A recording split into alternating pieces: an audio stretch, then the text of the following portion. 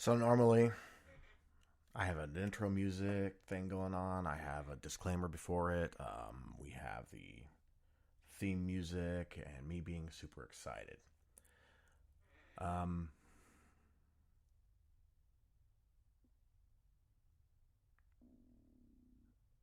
I keep being told how important what we're doing here is. What I'm doing is. I'm told it all the time.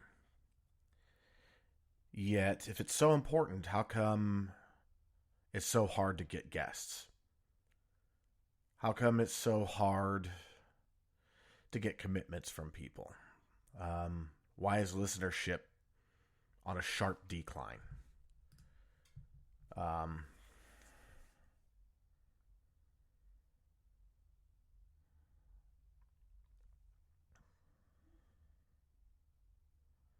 there's five people that in a chat group that deal with this podcast. I reach. I got from Oz that he can't make it tonight. I got from Sarah that she can't make it tonight. I reach out saying, "Hey, can I get a co-host?" And nothing. I sent. I got confirmation just 2 days ago for the guest that they were going to make it. I sent them the link, and I sent their spouse a link. Nothing. No response. Just completely ghosted. Been sitting here for a half hour waiting. I mean,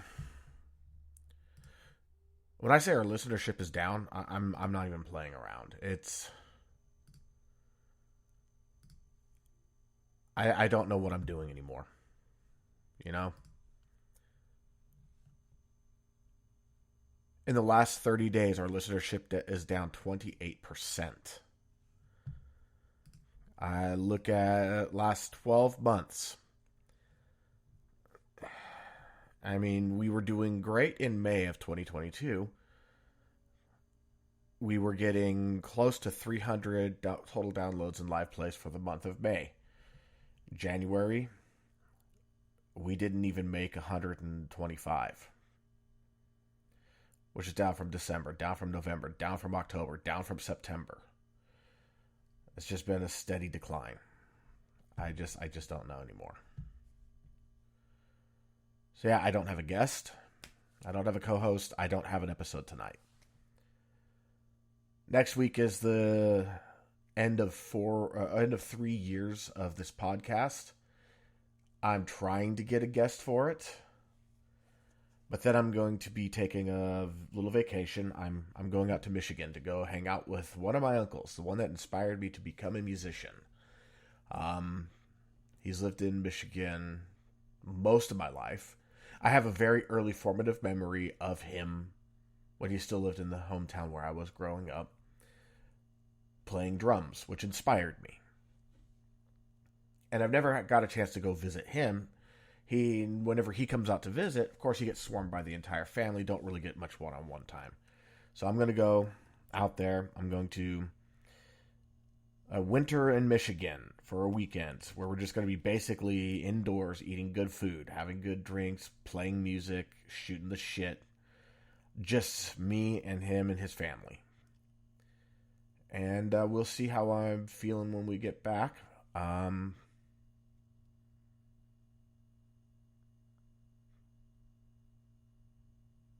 There's needs to be some changes with this podcast if it's going to keep going, because at this point I am feeling very defeated. And if I'm the one that's the main force behind this podcast and I'm feeling burnt out, what's the future of this podcast? It's not good. It's not good at all. And I see you, Kat, and I see you, Richard, and I really appreciate what you guys are saying. And yes, Richard, vacations are important. But I mean, remember what it was like in the chat room even a year ago?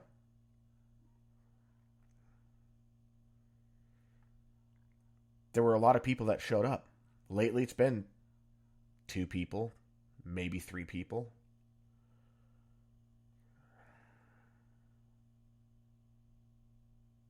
I don't know. Maybe this is just a test to see if I could push through, and maybe it'll be all better afterwards. You always hear those stories that things got really bleak, and I pushed through, and it became this great thing. You know what else also happens a lot that you don't hear as much if you're not really paying attention, but it's there if you do pay attention. All I ever did was struggle, and it never got any better. I don't know what this is going to be. I really don't. I mean, do I think what I'm doing is important? Yes. Yes, I do. But I can't do this alone. I need guests. I don't necessarily need co-hosts. They're very nice to have, though. I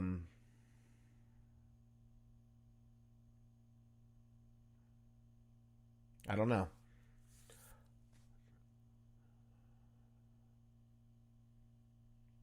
I do know that I am seeing halos around things right now. So I'm on the verge of having a monstrous migraine. I just helped. I am now an assistant coach for both of my little kids' baseball team, and I pushed through migraine for that to help them. Today was their first day of practice. It was pretty awesome to see. Um,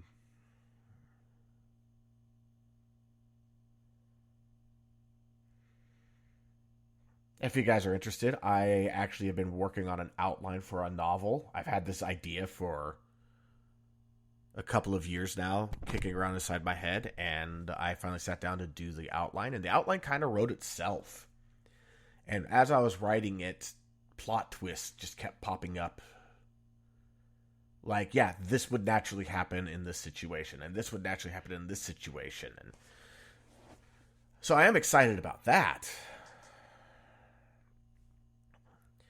And Kat was just saying, it's important, definitely. Co-hosts are also important. Guests are uber important. Yeah, I mean, honestly, this podcast won't be much of anything without guests.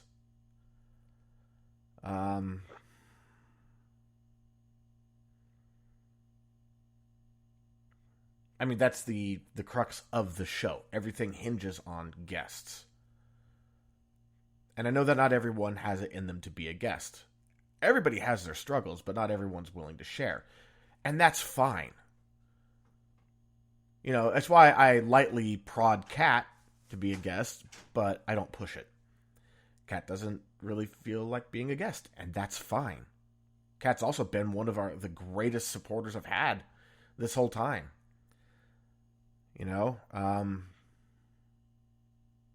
Early adopter to the podcast, followed us when we did the change from Thursdays to Saturdays, which were supposed to make things better. I don't know that anything's really changed other than we lost people from listening. And I'm afraid if we go back to Thursdays again, we're just going to lose more people. So I don't know what to do. I know I need to do something, though.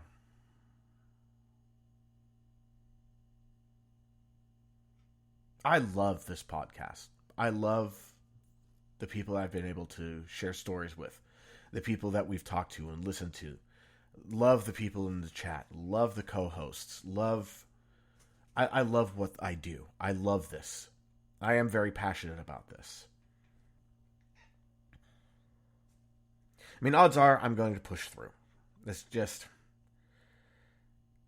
I don't really know how to quit. Kat, if you want to start sharing this on Twitter, I would love it. If you could help, I mean, if you know people that would be willing to be guests, send them my way. Just, yeah, I want to get this going again. Austin and I did talk, and we are going to bring back the pre-show, much to my wife's chagrin, but our episodes were better when we knew what the guest was going to talk about. So we could spend a couple days coming up with better questions. And I mean, Aus's questions are amazing. I'm just going to get that out of the way now. Aus really, in my opinion, he's helped to push the show up to a new level. It's just sad to me that we haven't had the listenership spike to go with it.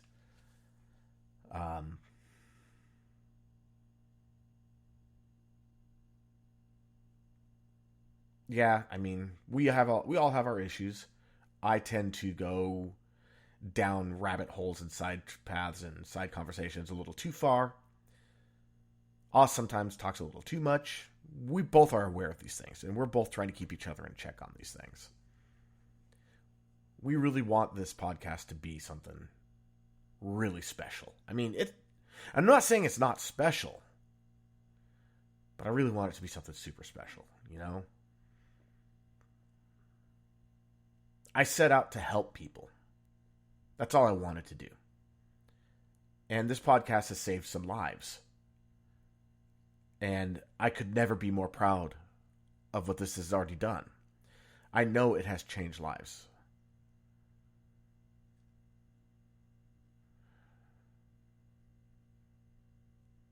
And that's all I really want.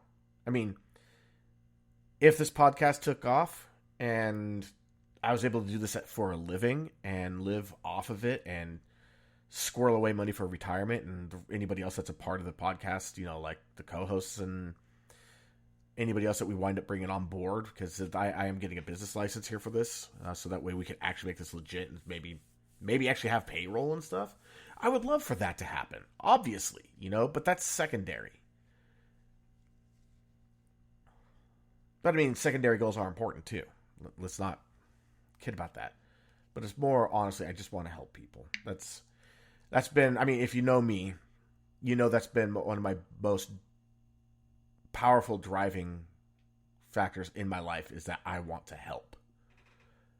My happiest I ever was in a job was when I worked for Pyxis, Hospital Automation Systems. I loved what I did. I loved that I was making a direct impact on healthcare, and at a larger scale than being a healthcare employee. I was helping entire hospitals. I loved who I worked with. Pretty much hated the company, though. The management was garbage for the most part. But I was happy. And I loved that I was helping people. Worked for Apple. It was a fun job. But I never really got the same level of satisfaction because I was just helping with first world problems. I'm certified in sterile processing. If you could get on full time, it pays well. And I mean, honestly, without sterile processing, hospitals don't function. You can't operate with dirty tools. And I liked when I was working there. I was doing an externship in it. And then COVID broke out, and that went the way of the dodo. But I do have an opportunity to try finishing up the externship. The school I went to is defunct, but I am certified. I did pass my boards. So I'm going to reach out probably on Monday to the board, the certificated company, the boards, and find out, hey, what can I do? You know, is there anything like any continuing education that I have to catch up on? Do I have to get recertified? Do I just study up and take the test again? Can I just go ahead and just start working full time? The school's defunct, so the internship stuff it's not going to work out. Do I have to go to a different school? You know, I want to find out what I need to do. But it's not what I really want to do. Dirty equipment just freaks me out. I mean, yeah. I don't like diseases.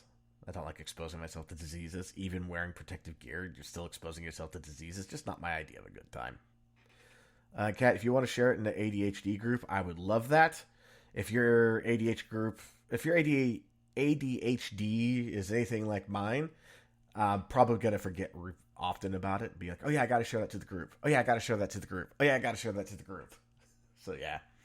Nah, just poking a little fun at myself there.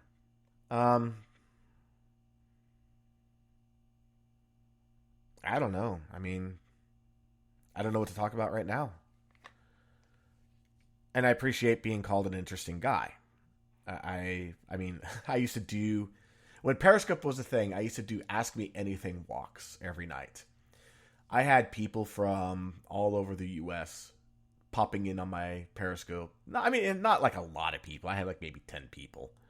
But I would start it and then bam, there they were. And I didn't have a schedule. It was just like, oh, I'm just going to go for a walk now. started up. Bam, these people just show up. And they loved it. You know, it was like, as I said, I was an interesting person. I don't know what makes me interesting, but okay, I'll take it. I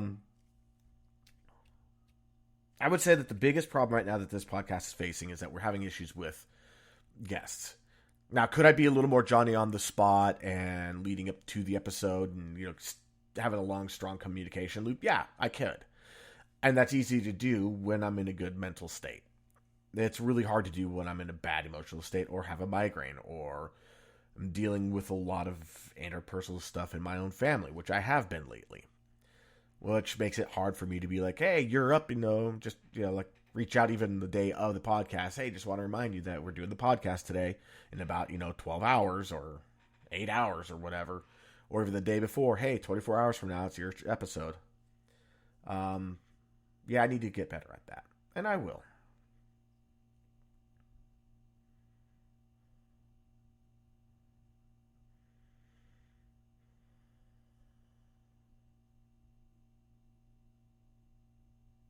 And I don't know.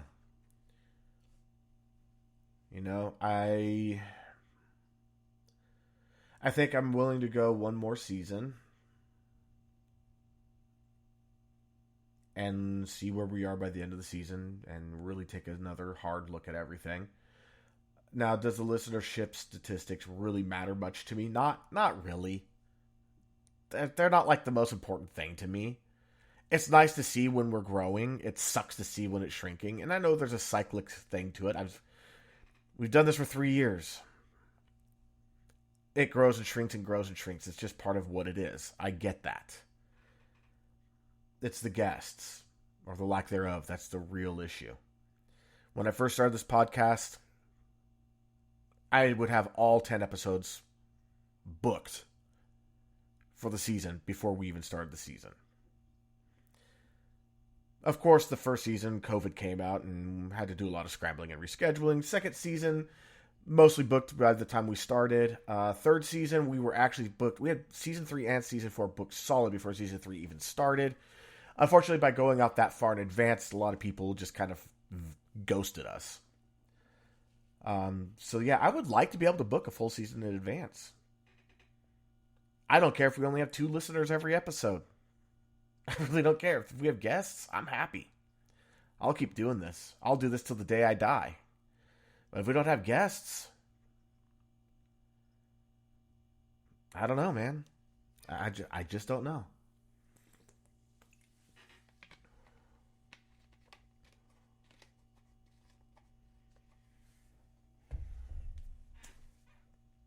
Thank you, Kat. Thank you, Richard, for coming on. Um, I truly do appreciate it. Like, I truly appreciate you too. Like, seriously. And everyone that's ever helped us out along the way. I mean, we're still getting donations, which is great. Allows me to pay down the card that's used to fund everything. There is still some out-of-pocket expenses I'm paying for on this. I say that we're fully funded, but we're not quite fully funded by listener donations, and that's fine. Again, I don't mind. I was thrilled to get the hosting taken care of by one donation from one guest. They wanted longer episodes. They said 45 minutes was too short. I said, yeah, but it costs too much to do this. They said, how much does it cost to get the next tier up? And I was like, don't worry about it. Not going to do that until we get more listeners. They're like, no, you don't understand. I need this for me. They went online. They found out where, we're being hosted. They found out the price. And next thing I know, I got a PayPal deposit for a year of hosting. And that same person has done it every year since. It's been amazing. Like, it has been absolutely amazing. Which caused me to think, well, maybe we should do listener donations for the show. That you guys pay for the web hosting, which I still need to get fixed. Yeah, been busy. I will actually have time tomorrow to get it fixed, for sure. Maybe even tonight, if, I cut out this episode early, I'll go ahead and just use my extra time to do it then. the donations pay for the Zoom account that we use, and that ain't cheap. None of this stuff. I mean, it's not expensive per se, but it adds up altogether. And if you're trying to do this as like this is a hobby for me right now, it's kind of an expensive hobby, you know.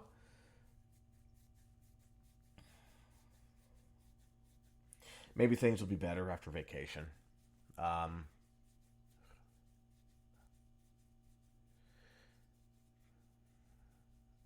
yeah. One thing that we are going to change for the next year or next season, both going forward for the next year, those instrumental intros that were 5 minutes, probably going to cut it down to somewhere between a minute and 30 seconds instead, and make just one and just make it consistent. I love writing the music. Don't get me wrong, I really do. Um, but that is a long time for people to have to sit and listen through on a replay. Um,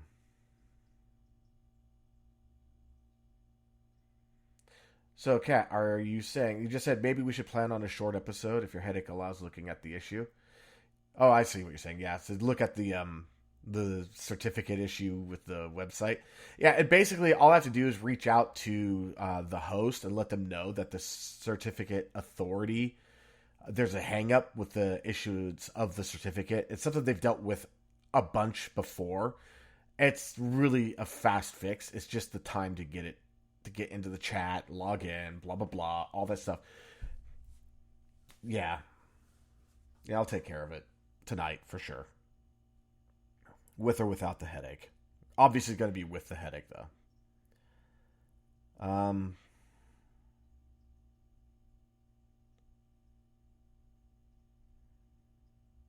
yeah, no, you know what? Just talking out loud like this, which slows down my mind so I can process better, really does help. And thank you, Richard and Kat, for letting me, being a sounding board for me. Um, I feel better now than I did at the when I hit the record button.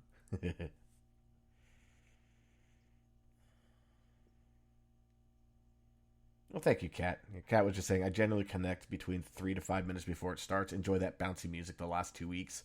Yeah, that song's been going on the entire season. I mean, I don't mind writing a song um, each season, and I could just post it as its own thing. I don't mind doing that. It's fun. It gives me something to do. Um, Keeps me writing music, which is something I love to do. I just don't always have the time. And by giving myself, I have to write 4 songs a year. I can do that. I don't mind doing that. That's fun. But honestly, yeah, I mean, if you think about it, 5 minutes per episode, that's kind of long. That is a long lobby wait time. Even like other podcasters that do like with video, um, ones that have like over 1 million listeners, even they do a 1 or 2 minute thing, not a 5 minute. So, yeah.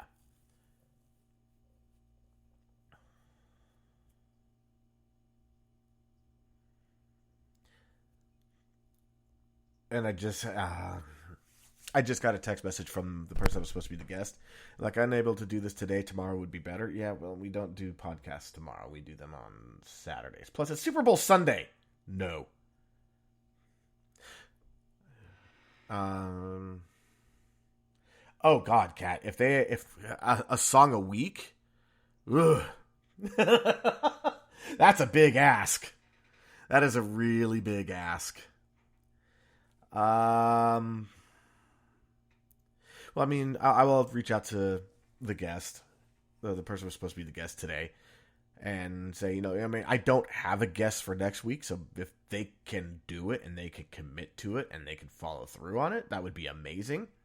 I really want this person as a guest. Her husband was a guest a couple weeks ago, if you guys remember Nick, who had the home birth delivery over Thanksgiving, and their child was stillborn. Yeah, it's his wife. Her side of the story. like, yeah, I really want that story. I really, really want that story. Um, you know what? That's one of the, you know what? I'm gonna go ahead and be I'm level with you guys a little bit here. Um, one of the things about running a mental health podcast and being so mental health advocate gung ho driven is when I see people that I know going through something, I always want to be there to try to help them. I'm always like, hey, if you need to talk, I'm here. It helps me with my own mental health issues to be supportive of somebody else. You know, it kind of puts my own issues into perspective. Um, but because I have this podcast, there is a part of my mind that is always engaged in looking for guests. And I almost feel like when I ask if they want to come on the podcast, it almost makes me feel like I'm cheapening the help that I'm offering to be there for them. Even though I also understand that for some people, being able to come on the podcast has been very therapeutic for them and very helpful on them getting through their own issues. I just it's a weird feeling, man. It is a weird feeling. It's like, hey, yeah, I'm here for you. Let me put my arm around your shoulder. Go ahead and lay your head on my shoulder. If you need to cry, tell me about your problems. Let's see if I can help you out. If all you need is someone to listen, let me listen. And hey, would you like to be a guest on the podcast? I mean, it was like when I used to do a comic strip online. There was always that little piece of my mind engaged in looking for the next joke, for the next comic. It's like everything would inspire me for a comic strip. I don't know. It feels kind of weird. It kind of feels like I feel kind of dirty by doing it. But I mean, it's also, like I said, it can be therapeutic for people. I have a friend Austin and I have a friend together who's going through some shit. We're talking stage 4 cancer kind of shit. And I want him to come on the podcast, not to talk necessarily about the fact that he's facing, I mean, basically a death sentence. I mean, it can go into remission, which of course is always the hope, is to be able to get it to stop and go away for the rest of his natural life. But also, I want him to have the opportunity to immortalize his story with his own voice, so that way his own child, when they get older, could come back and listen to it, to understand their dad a little bit better, especially if the worst happens and he's not around to tell his story to his kid.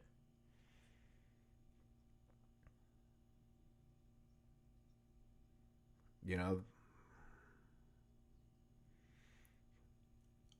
I at first didn't even want to offer the podcast to him because I didn't want it to feel like I was trying to take advantage of his situation. I'm not. But then I realized that this is also an opportunity to immortalize yourself. I mean, Bexy will lose her voice. Bexy is losing her voice because of Hashimoto's. She can already feel it. I can hear it, you know. But she got to be able to be on the podcast for a couple of years. It was about 2 years that she was on, a year and a half. And she was able to use her voice, speak her struggle, read her poetry. So that the future people, or future listeners, will be able to hear her story and hear her struggles and hear her poetry with her own voice, even after she has lost her voice to this disease. I don't know if that makes any sense to anybody listening about why I think it's important to be able to immortalize your voice and your story.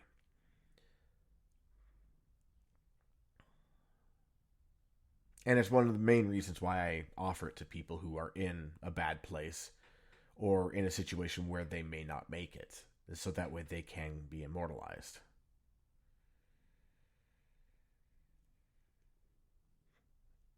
And Kat just said something I had been thinking about, and something that Austin and I had talked about as well, which is for guests who aren't able to go live, consider doing a one-on-one recording session or a two-on-one recording session, which I've thought about. But I mean, then we would just be publishing a recording. It wouldn't be a live episode. I mean, I could always play it live and have it record that way. You know, I mean, there's tricks. There are things that we can do. But the biggest thing about the podcast that I think what makes it so special is that you, the listeners who come into the chat room, have the ability to interact with the guest, to ask them questions that we may not think of or that they've never heard before. You guys could give the reassurance. You can help give comfort, aid, advice, things that couldn't be done with a recording. You know, that's what I think is the magical part about this whole thing that we do, why we're different. Because a lot of the mental health podcasts that are out there are pre-recorded. That way they can, you know, they double check their information, fact check everything. They can make corrections. They can really tweak the audio, cut out coughs, sneezes, burps, farts, dog barks, traffic noises, you know, all that stuff can be taken care of. But I think that, and that's awesome for what they do. We're live. You get it all. With the burps, the sneezes, the coughs, the farts, the meows of the cats, the barking of the dogs, the traffic. Yeah, all those little things, they kind of suck, but they're all part of what it is to be live. I love that Cat's now laughing about farts in the chat.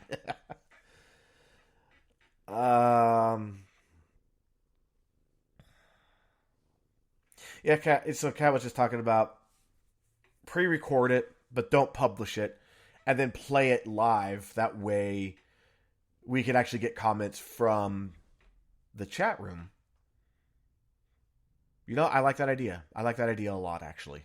I think that'll be something that we'll have to start offering. Obviously, we want the bulk of the episodes to be truly live. But if we get a great story that can't be done live for whatever reason, that's probably a good solution.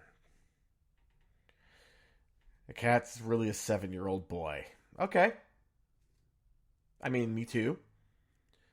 My 5-year-old boy that I have, everything's a fart joke to him. Everything is a fart joke to him. So yeah, that fits. My 7-year-old girl, she still laughs about it too.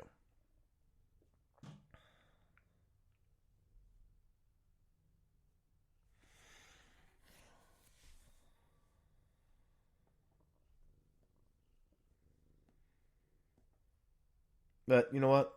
Yeah, I mean, thank you for listening. Thank you for responding.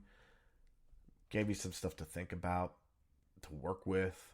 Some good ideas. Some really good ideas. Yeah. I think MI Mental is we're going to go through another little evolution here. I mean, that's the thing, though, is that we have to keep evolving and changing and trying to be the best that we can. You know, you're either, when it comes to things like this, you're either growing or you're shrinking. And right now, we're kind of shrinking, but that isn't always a bad thing. You know, it's kind of like if you're building muscles or bodybuilding or however you want to look at it, is that you get used to, you plateau for a bit and then you do a crunch. Where you really kind of overexert on purpose to break down a bit in order to make a more solid foundation to come back stronger. And maybe that's what we're going to have to go through now. And that's fine.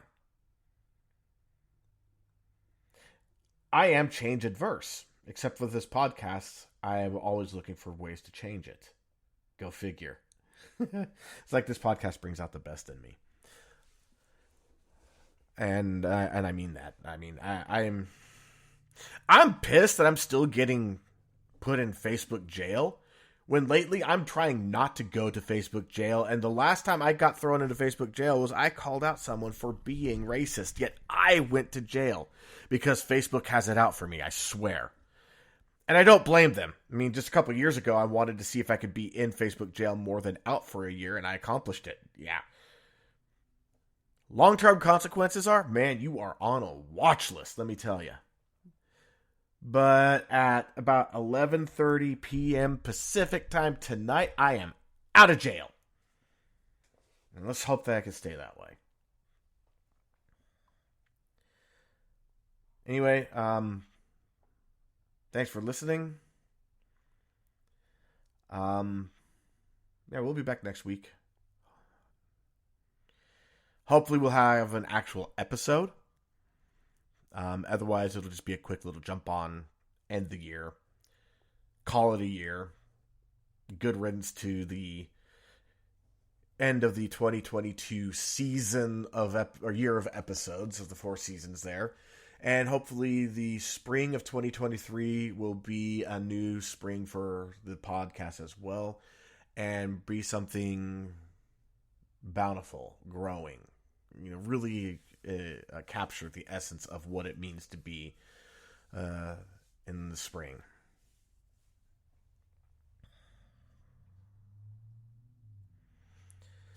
All right, guys. Thanks. No outro tonight. I'm just going to end it the way I started it. Good night.